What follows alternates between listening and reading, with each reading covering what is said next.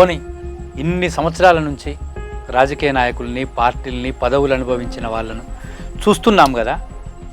గుండె మీద చేసుకొని నిజం చెప్పండి, మీరు ఓటేశారు, ఎవరికో ఒకళ్ళకు ఓటేయాలి, లేదా ఏ ఒక్కడు నచ్చకపోతే నోటాకేసే ఆప్షన్ కూడా ఉంది. ఇవన్నీ పక్కన పెడితే మీరు ఓటేసిన, గెలిపించిన నాయకుడు, నాయకురాలు మీకు నచ్చినోళ్ళు, మనసుకు నచ్చినోళ్ళు, సమాజం కోసం పనిచేసిన వాళ్ళు, ఓటేసిన వాళ్ళ కోసం పనిచేసిన వాళ్ళు, మన ఊరు కోసం పనిచేసిన వాళ్ళు, మీకు నచ్చిన వ్యక్తి ఎవరైనా ఉంటే ఇప్పుడే కాదు, గతంలో 30, 40, 50 సంవత్సరాల నుంచి ఏ ఒక్క వ్యక్తి అయినా ఉంటే ఆ పేరు మీరు చెప్పగలరా? నిస్సందేహంగా అలాంటి పేరు మనం చెప్పలేము. అలాంటి నాయకులు మనం సామాన్యులం, మధ్యతరగతుల్లో.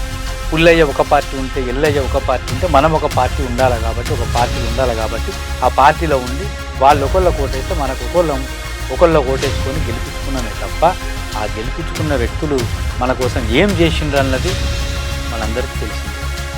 ఇలాంటి రాజకీయ నాయకులు, ఇలాంటి రాజకీయాల కోసం మన జీవితాలు ఎందుకు ఘనంగా పెట్టాలి?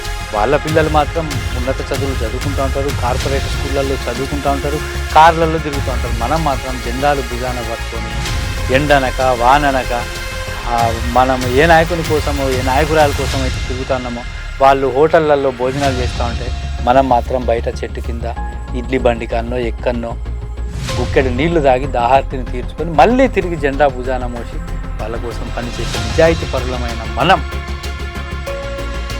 ఏ విధంగా ఉండాలి? మన కుటుంబాలేంటి?